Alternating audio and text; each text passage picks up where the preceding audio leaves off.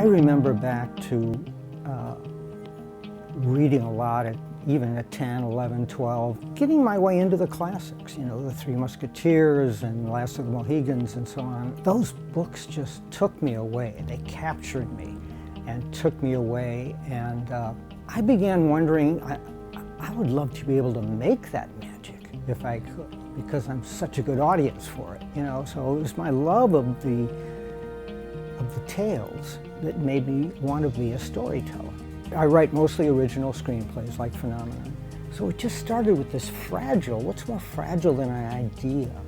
I start naming my characters, I start envisioning the town, I start writing, and it's all coming out of stuff, you know.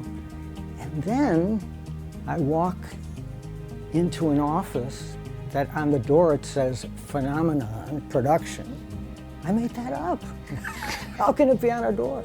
And I walk in, all these people are at all these desks working, and the director's in his office there, and he comes walking out with John Travolta, you know, and introduces me, and you meet John.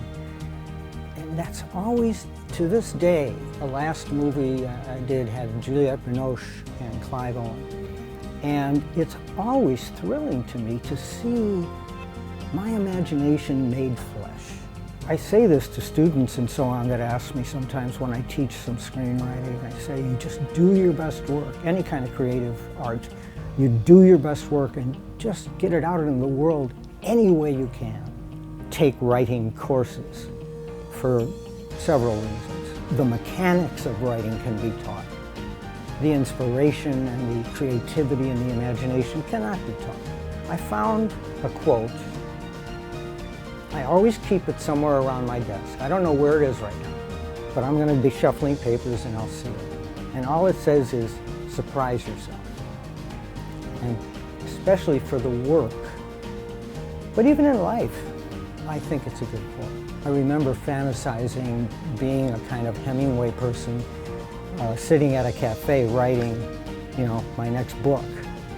And I even tried that a few times after I sold a novel or two, and it just doesn't work for me. It's too distracting. I'm outside, the wind's blowing my pages. Forget it. I'm Gerald Dipego, creative writer, and this is the story behind my shoe.